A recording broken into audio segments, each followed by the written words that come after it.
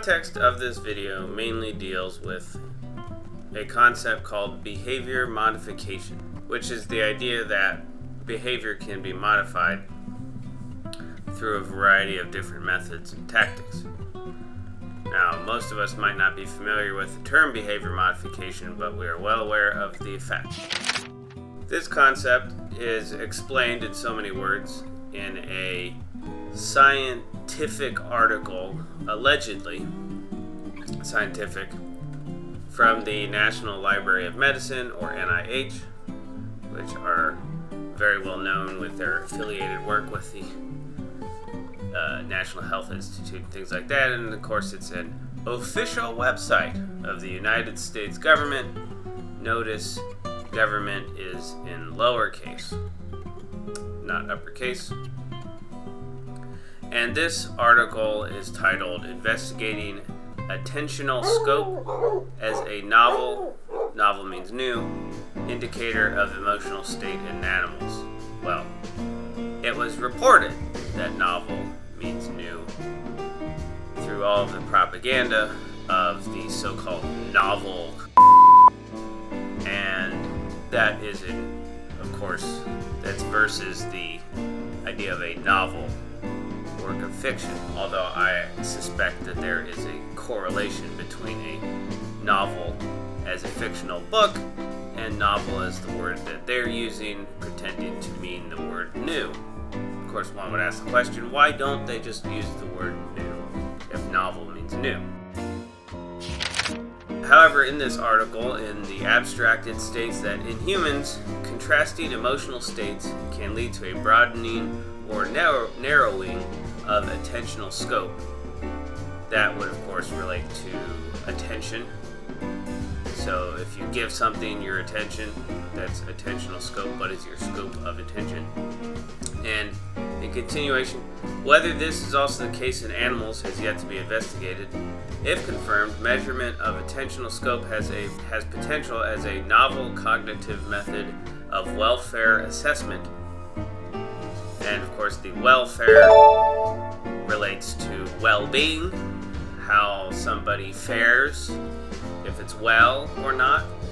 So that word welfare is used a lot without correct understanding of the term, and it just has to do with how you are. Basically, are you well or are you bad? In this study, we therefore aimed to investigate a test of attentional scope as a measure of emotional state in animals.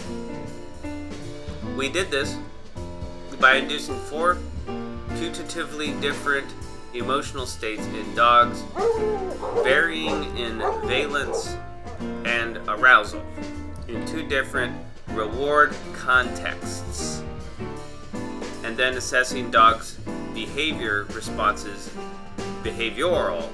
responses in a test of attentional scope. Now, as a note, those rewards in assessing behavior, that relates to a very basic concept of the reward system, which is used to affect behavior modification. In continuation, we also recorded heart rate variability parameters as additional confirmatory effective indicators. And that's a bunch of words to basically say they monitored heart rate as an indicator.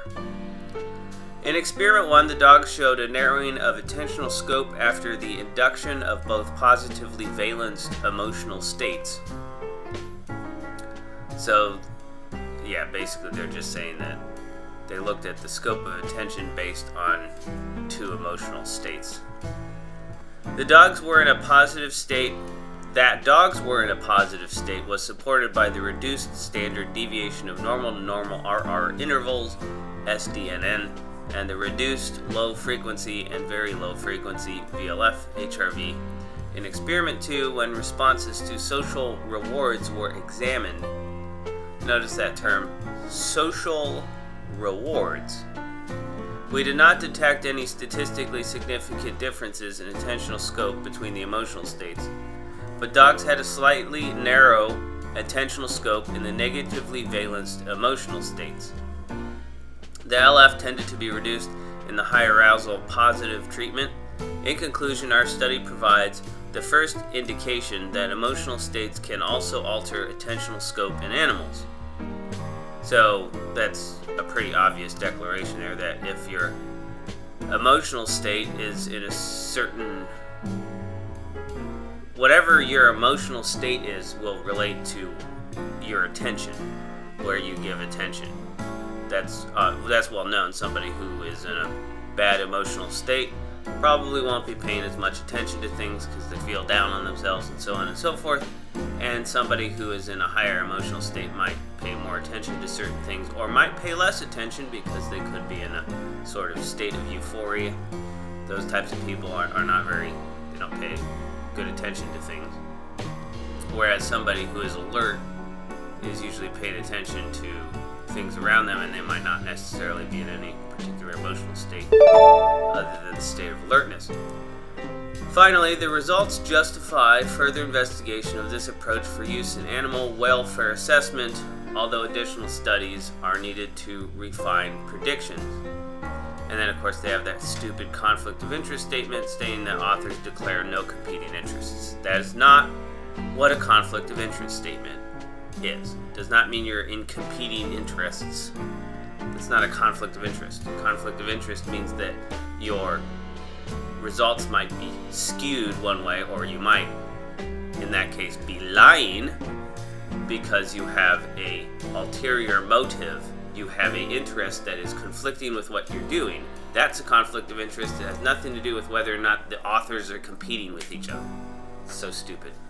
Anyway, this concept relates to the idea of the reward system, and when it comes to training dog behavior, it's well known that you can train a dog to sit by providing biscuits, or say a piece of meat or something that the dog wants, and you reward the behavior of sitting by providing that thing, and you withhold that object that the dog wants if they don't do what you want them to do. That is a method of not just training, but instilling a control mechanism, the ability to control behavior using a reward system where you either give the reward for the behavior you want, or you withhold the reward based off of behavior that you don't want, or a failure to obey the order given. That's the reward system.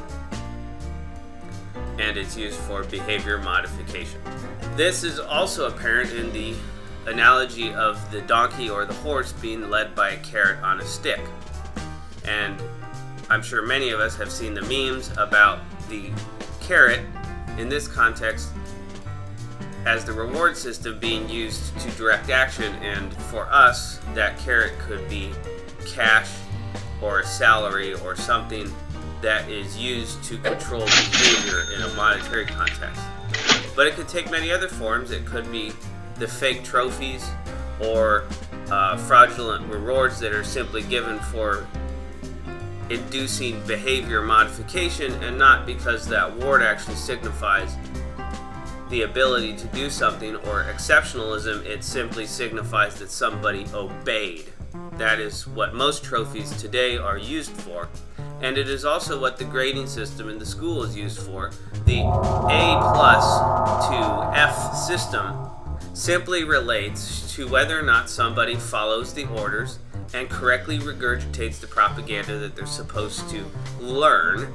It does not actually mean excellence or degree of capability, as we find people who have gotten good grades in school are not capable thinkers. They cannot interact with somebody on a mental level because that person has only demonstrated willingness to obey, because the grade system has to do with rewarding so-called good behavior. And then another reward system that is built around behavior control and modification is the viewer count on Facebook or YouTube, the likes and dislikes, and all of these other methods that were in place under fraudulent pretense with the original motive of establishing a reward system and behavior modification. They provide you fraudulent viewer count, or they don't ban your video, or they monetize it, or they do all of these other things to reward what they see as good behavior and punish what they see as bad behavior. And it has absolutely nothing to do with being an objective metric for understanding reality. It's about optics. And naturally, I have evidence of this in my own life when it comes to my YouTube videos, where my recent video, We Are Trained to Be Cowards, is listed as having 1.1 thousand, and before it was going down instead of up. It did actually go down to 1,000 instead of 1.1 thousand, so it was going the opposite way. And in other areas, I could study where the numbers were going up, and there was a correlating reduction, so clearly somebody in the system had changed that number metric to make it so it would go down the more people viewed it. And eventually it should have hit 0, but it did stop and start going back up again. And then in my channel content, it was listed at 1,147, which logically speaking would be 1.2 thousand with the way that they round up on those numbers in the system. So it's all about optics, and it's showing that I have a lower viewer count than it is what's actually being shown to me. And in my channel dashboard, the video had a 1.5 thousand, and of course it would be a lot higher now. But the other thing also is that YouTube only counts the viewers of people who have YouTube channels. And of course you can have multiple fake accounts that add viewer count fraudulently to a video or channel. Subscriber count is a relation to that. And that's because this system is not actually built to be an objective verification metric of popularity, true popularity, or anything like that. It has to do entirely with two things, and that's optics, meaning the appearance of popularity, and the second is behavior modification, using the reward system, a social reward system. They socially reward you for what they want your behavior to be, what they view as good behavior. Naturally, if you publish things that they don't like and runs counter to the ruling authority, the socialist ruling authority that we have today, the social order, if you will, well, then they withhold that reward. Just like training a dog with a treat or a piece of meat. They use a social factor that people see as a reward for good behavior. They use that to manipulate and modify people's behavior, just like training a dog. Now, in another article from the National Library of Medicine, we get a look at the way that this relates to anxiety and the factors controlling measures of anxiety and responses to novelty in the mouse. It states, the review focuses on factors influencing behavior in the elevated plus maze, the whole board, and the social transmission of food preference. The elevated plus maze provides an independent measure of anxiety, percentage of time spent on open arms, and activity, number of closed arm entries, and can be used in both males and females. Important sex differences emerge in factor loadings, and whereas in males anxiety is the primary factor, in females it is activity. On trial 2 in the plus maze, the nature of the anxiety state is changed, and thus this maze can be used to screen for possible genetic alterations in two distinct anxiety states. The whole board provides independent measures of exploration and locomotor activity, and habituation between sessions provides a useful measure of learning. As always, these things are written in very coded language and hard to understand, so it does take some work to decipher them, but here we get a couple important ideas. First one is the social transmission of food preference. That means that you socially provide, or let's say you have a group of people, that group of people imparts food preference onto everyone else in that group. And the best example of that would be you decide to go to a restaurant, and everybody decides in a majority what type of restaurant to go to. That's very common. You have a group of friends, and the majority decides where to go eat. Now, you could have somebody who absolutely refuses to go to that place, and then the group will either decide to go without that person or conform to that one person and their dietary preference.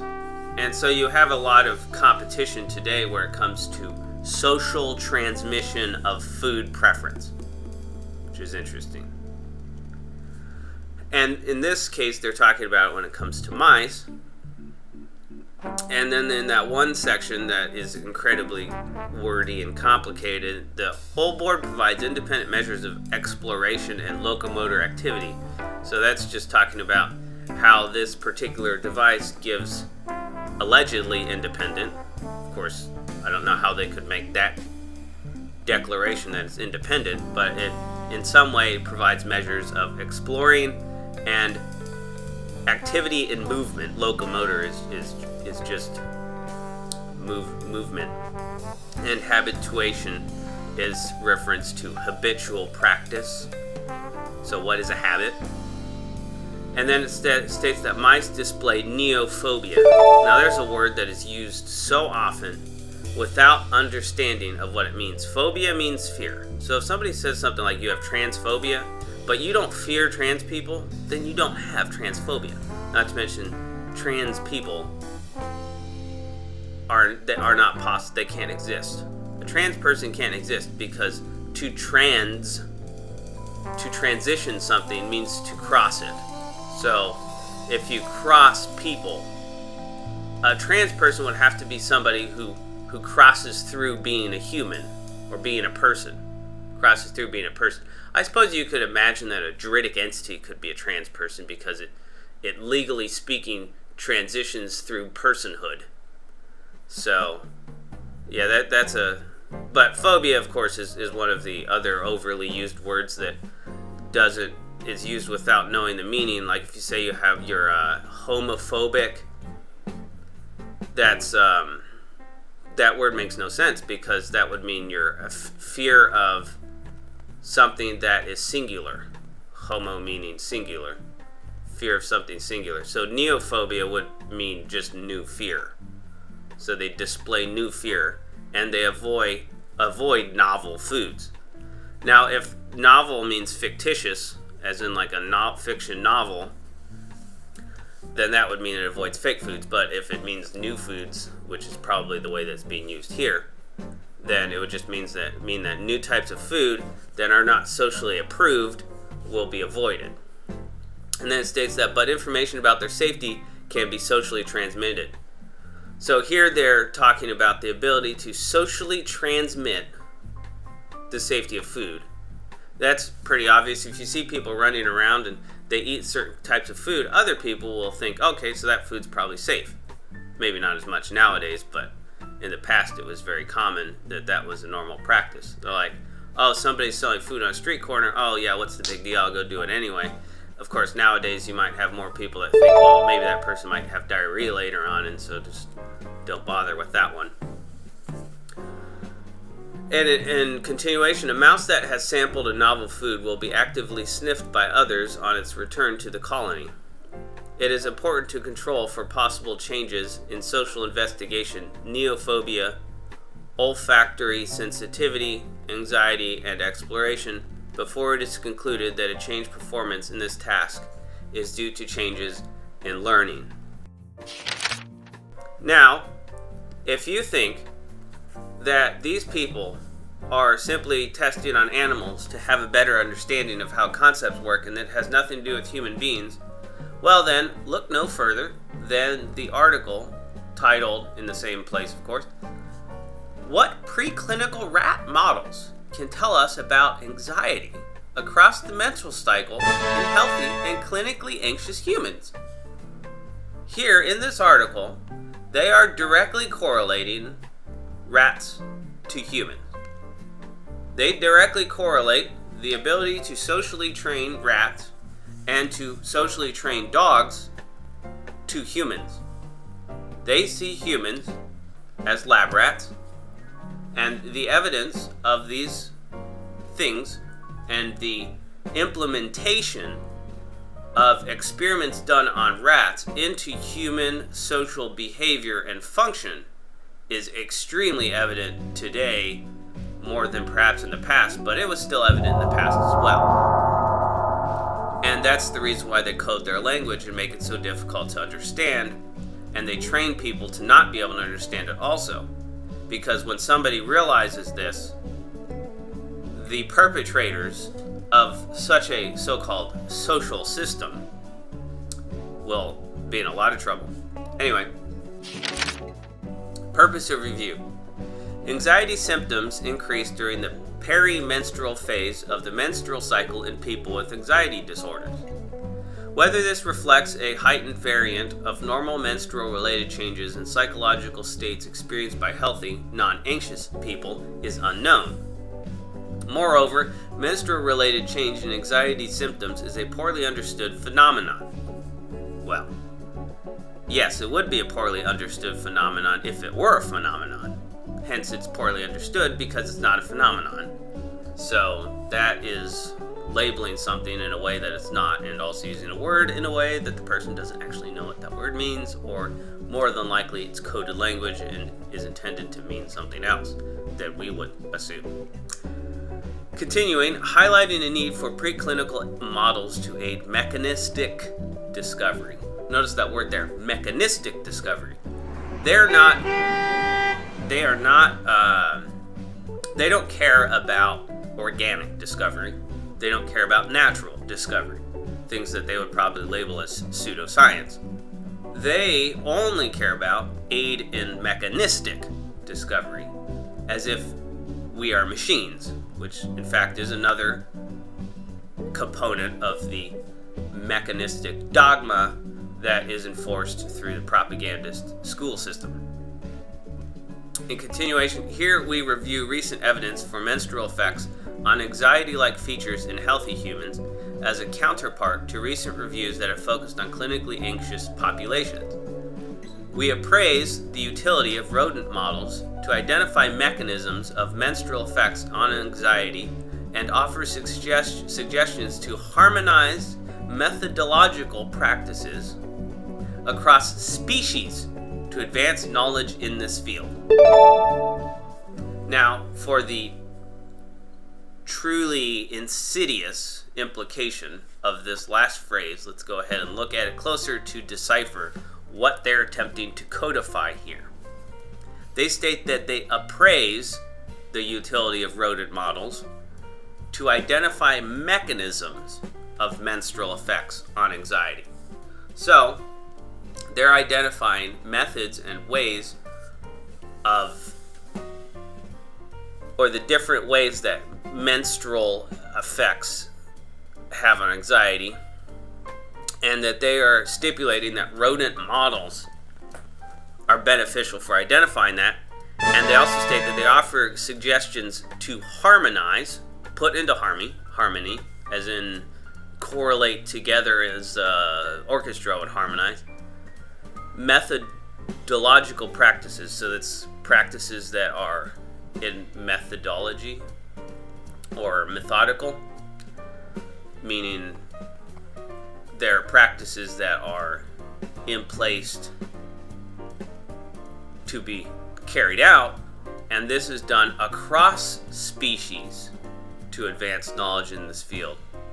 So they are essentially stipulating to do to human beings the same thing that they do with rats. That is what they are stipulating here. That's what they're suggesting here. Recent findings. Consistent with reports in clinical populations, some evidence indicates anxiety symptoms increase during perimenstrual period in healthy people. Although null results have been reported, of course means none, and these effects are heterogeneous across studies and individuals. Studies in rats show robust increase in anxiety during analogous phases of the oestrus cycle. Studies in female rats are useful to identify the evolutionary conserved biological mechanisms of menstrual-related changes in anxiety. Now notice that phrase, that part right there, stating that studies in female rats are useful to identify the evolutionarily conserved biological mechanisms of menstrual-related changes in anxiety. So this is coming from the lens of something being evolutionarily conserved, at least, and biological mechanisms. So mechanistic, as in a machine.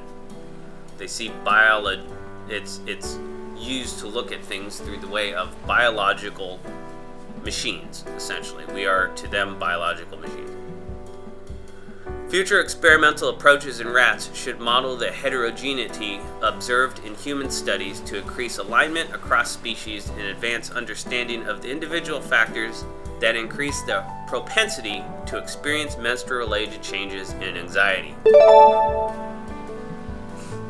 Now, isn't that interesting? And then, of course, they have that other stupid conflict of interest statement, which has nothing to do with what a conflict of interest actually is, because I'm sure all of the authors have conflicts of interest. It'd be interesting to find out if they are indeed people of human origin. Now, the school system, practically speaking, is one of the easiest ways that we can look at this idea of a human rat maze, being a maze designed after rat mazes but for humans. And of course, the school system forms the foundation of the rat maze, which we are all caught in and we can find replicated in nearly every form of our socially constructed lives. And even when you look at the layout of the school system, you notice that it looks quite a lot like a rat maze designed for human beings. And that would allow them, through cameras and other things, to monitor stress implication and social function and the ability to impart as all of the things that were previously stated in the other papers from the National Health Library, a allegedly U.S. government website. And then, of course, in these school systems, we have color-coded passes dictating what an individual can do, where they can go, and every single level of movement through the rat maze of the school hallways is controlled exactly like these rat experiments are. The internet itself provides a framework of the rat maze. As we look at it, it's called the World Wide Web, like the web of a spider used to catch everyone. And we are directed to navigate through virtual hallways and passages that are controlled and monitored equally as those of a rat's maze in an experiment. And there are many indicators of this. So when we search in DuckDuckGo the word pseudonym, according to Wordnik, it's a fictitious name, especially a pen name. Or 2, a false name, especially a fictitious name assumed by an author in order to conceal or veil his identity. 3, in natural history, the vernacular name of a species or other group of animals or plants as distinguished from its tenable technical name. Thus, robin is the pseudonym of Tardus migratorius. So here, they are using their ability to write definitions and putting it front and center in a way to obfuscate what the real name of something is and make it a fake name versus the fake name make it a real name. And then below it, it states that pseudonym has its origins in the Greek word pseudonymos, or pseudonymos, yeah, which means bearing a false name. Greek speakers formed their word by combining pseud, notice it's pseud, meaning false, and onyma, meaning name. French speakers adopted the Greek word as pseudonym, or pseudonym, and English speakers later modified the French word into pseudonym. Now, barring the fact that those definitions are seeking to subvert the actual definition of the word and modify perception, and that even when you search pseudonym, you only get one aspect. It's even worse when you look up pseudoscience in DuckDuckGo. It states that the history of pseudoscience is the study of pseudoscientific theories over time.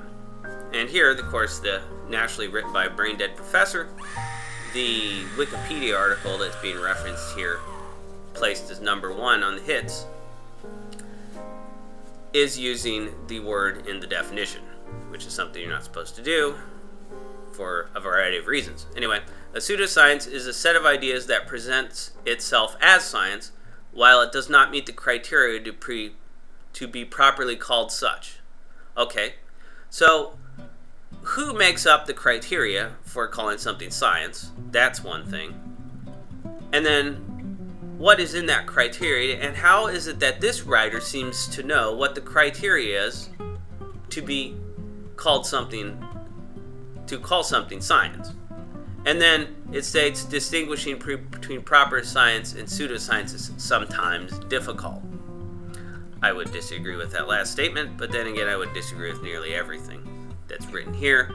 And then also from clearly the same Wikipedia article, it states pseudoscience consists of statements, beliefs, or practices that claim to be both scientific and factual, but are incompatible with the scientific method.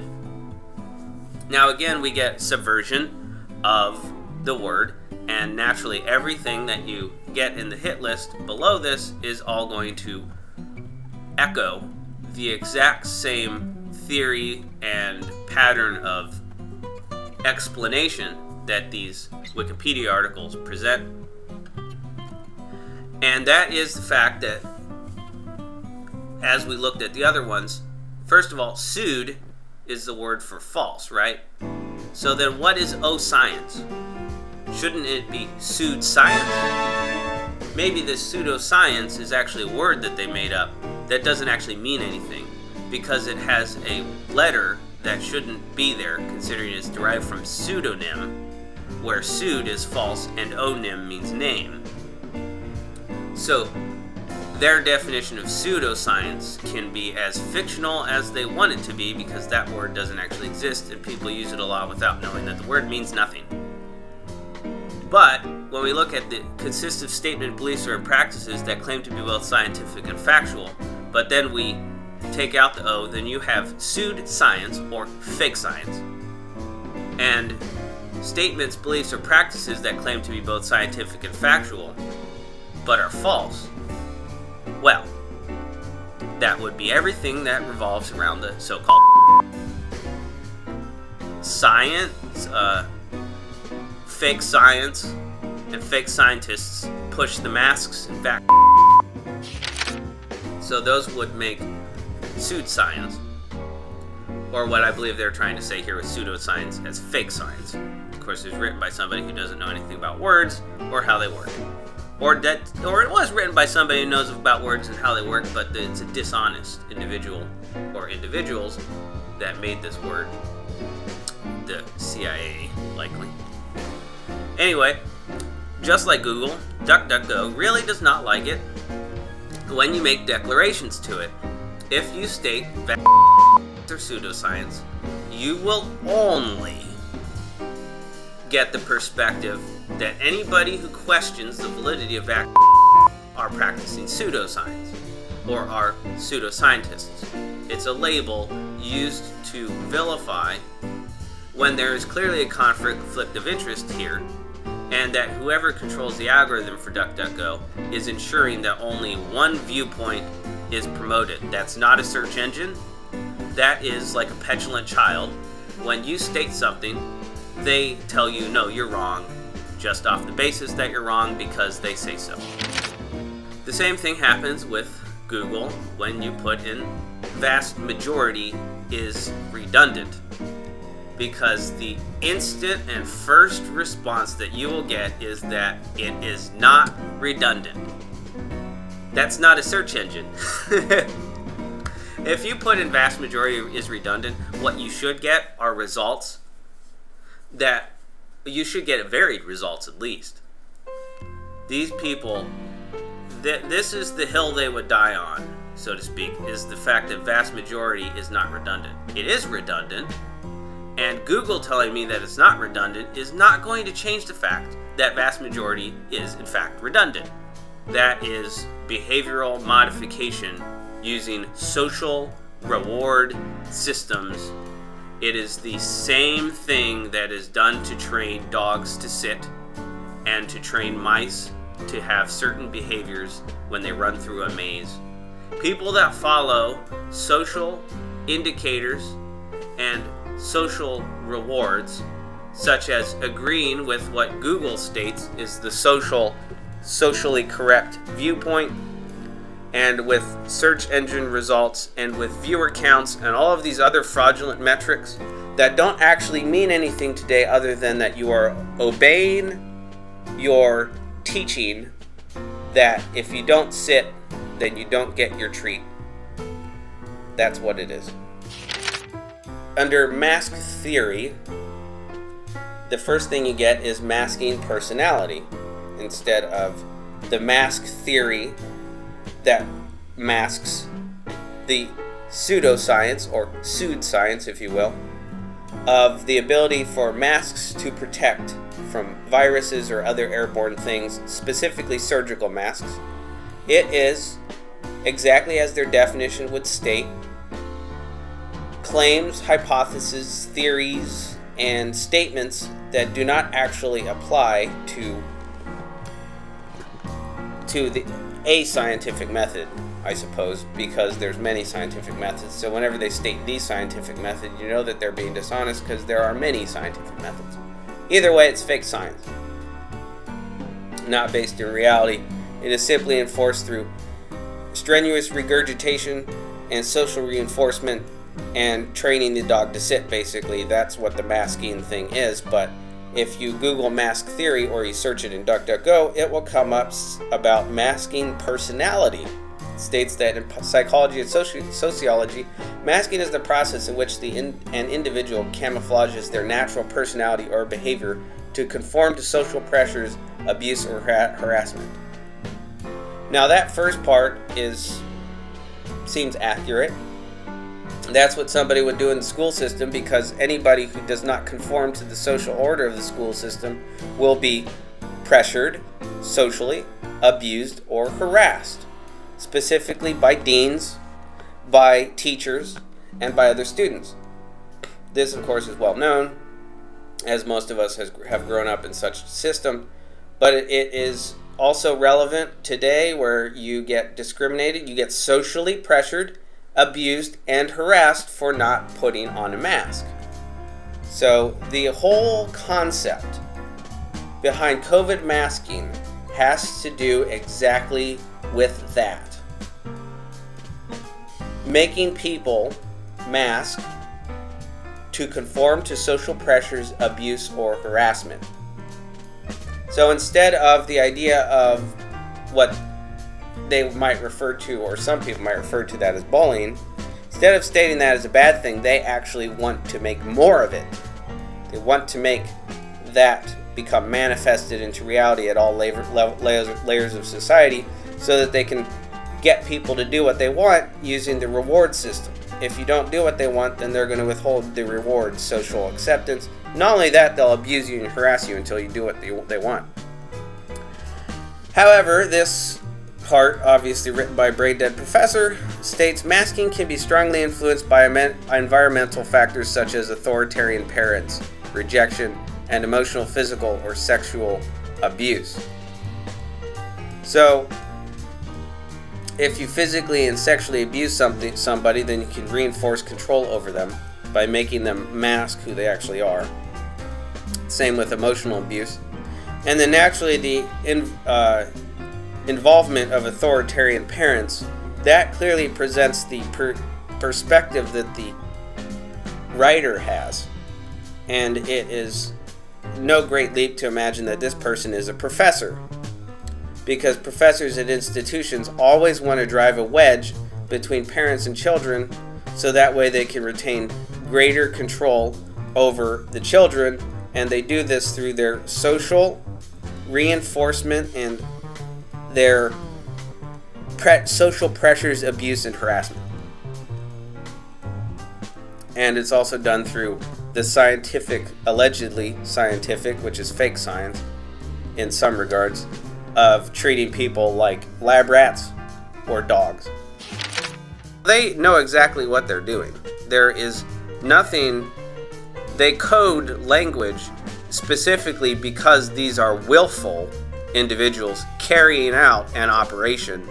They know what they're doing. They're not ignorant and they're not incompetent.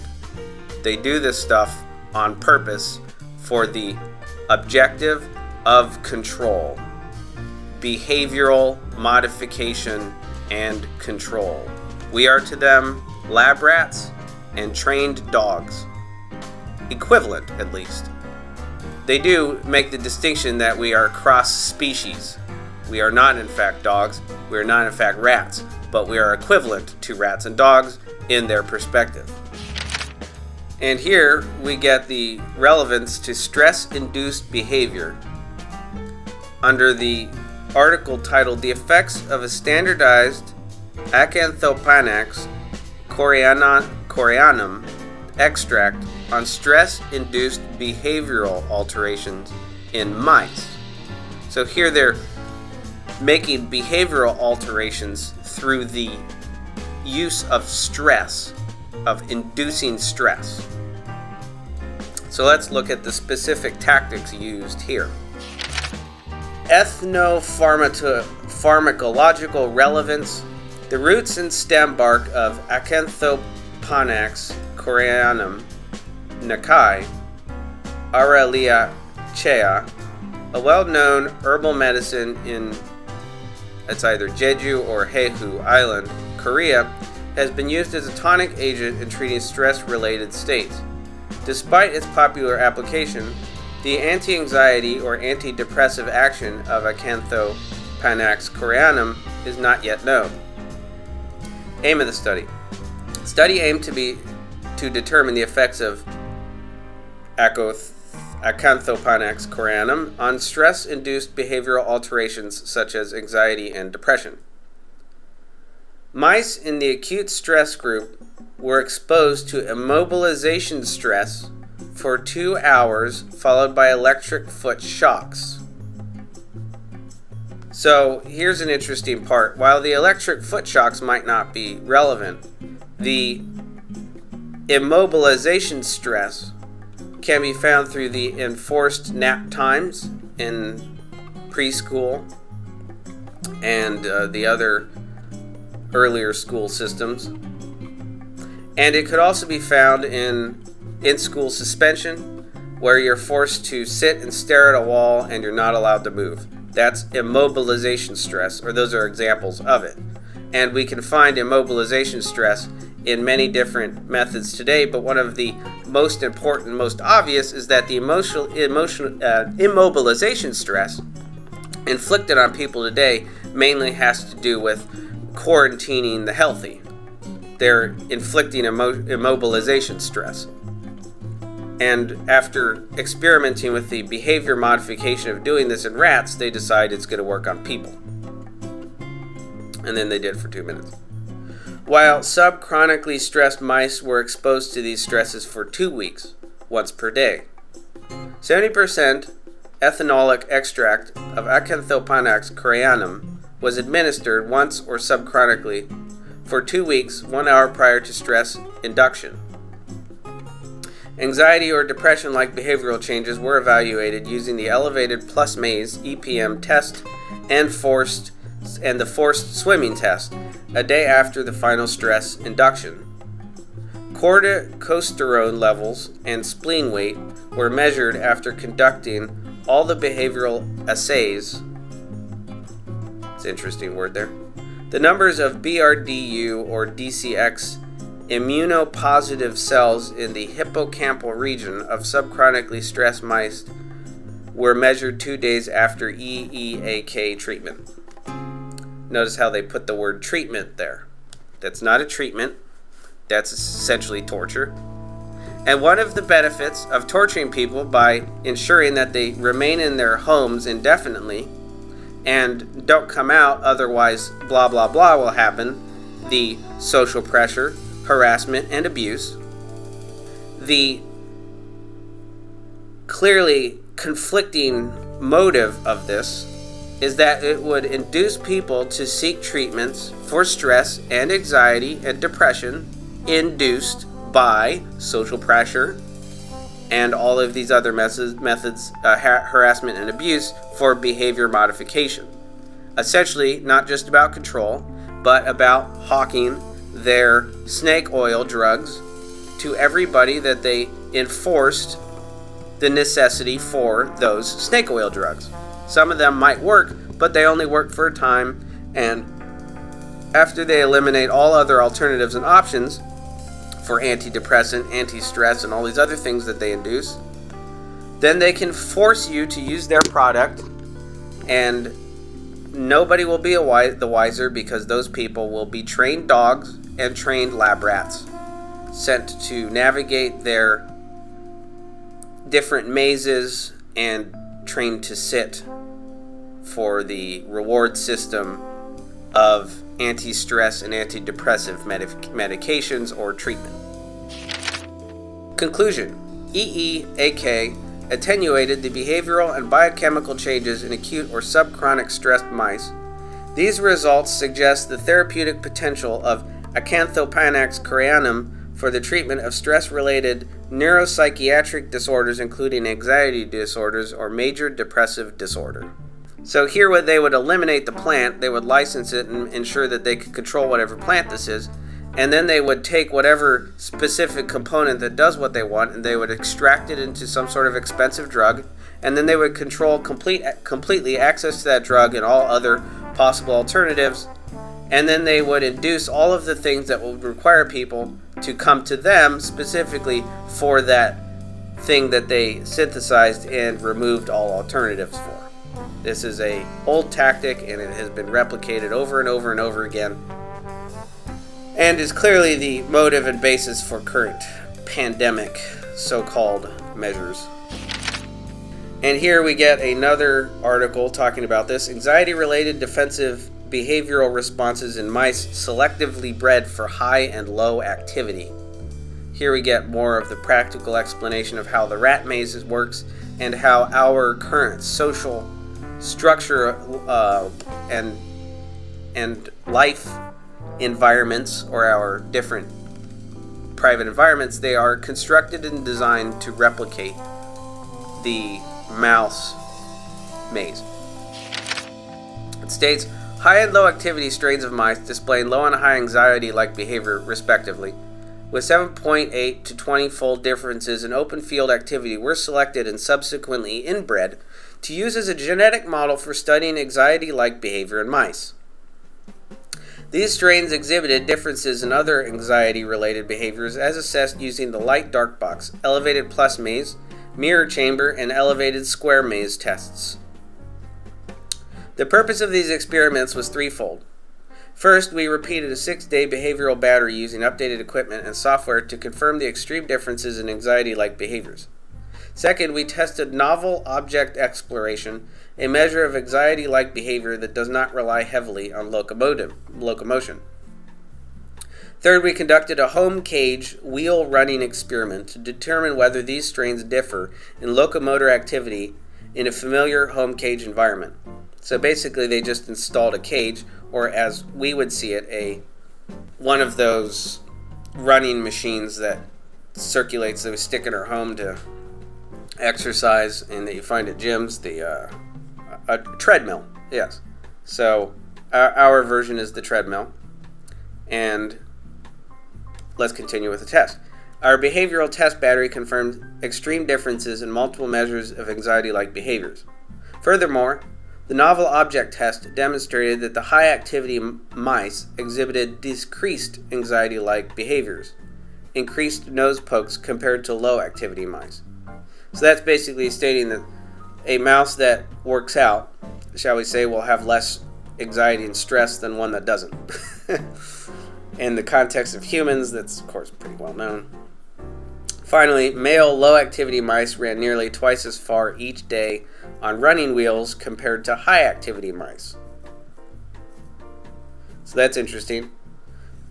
Mice that had low activity ran twice as far each day on running wheels compared to activity. That must mean that the low-activity mice, because they didn't have anything else to do, they went and exercised, and the high-activity mice had other things occupying their mind, and so they didn't exercise as much because they were doing other things. While female high and low activity mice did not differ in wheel running. These results support the idea that the behavioral differences between high and low activity mice are likely due to anxiety-related factors and not simply generalized differences in locomotor activity.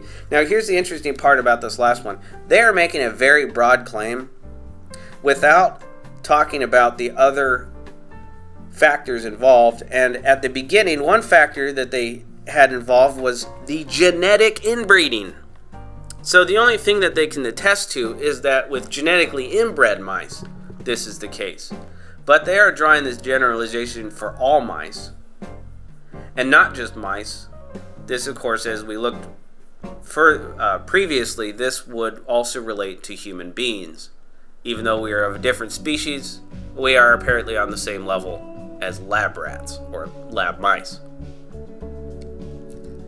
Now, the U.S. Marine Corps is one of the best places that one could get a practical example about behavior modification through social pressure, harassment, and abuse, what was deemed as the term hazing.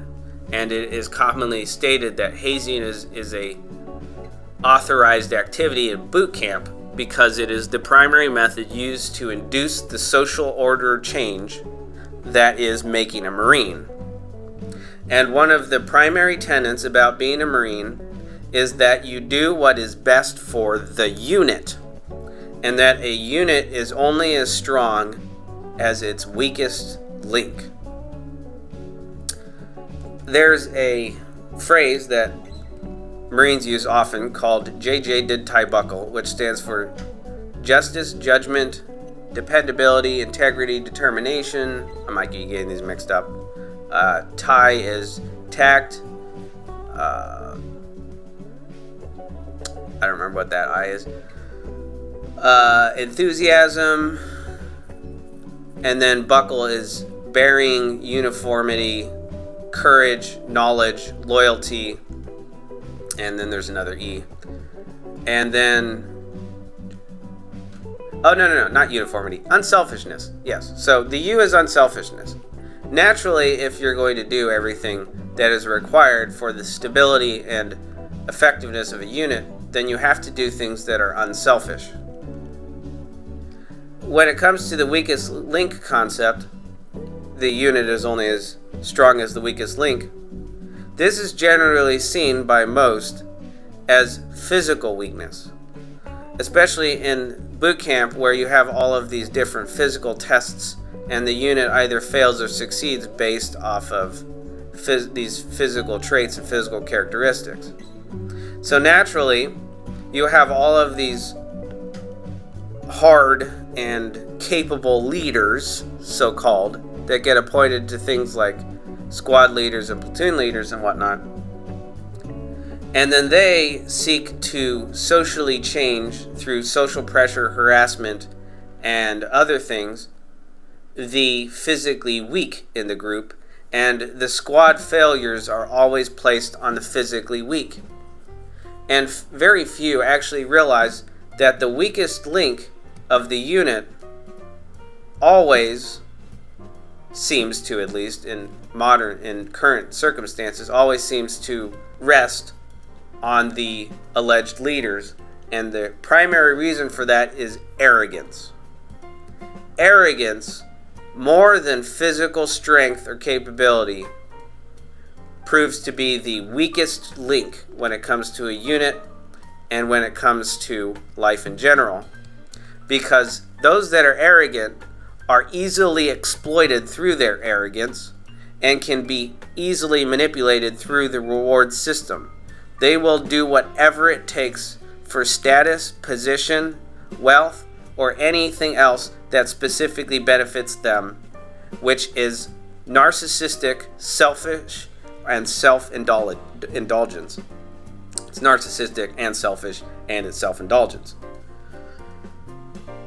Those people will not do what is best for the unit. They will only do what's best for themselves, and they're often referred to as showboaters, and they often hold the positions of so-called authority today because they make a show of being and having the requirement for a position, and it all has to do with them and self-aggrandizement.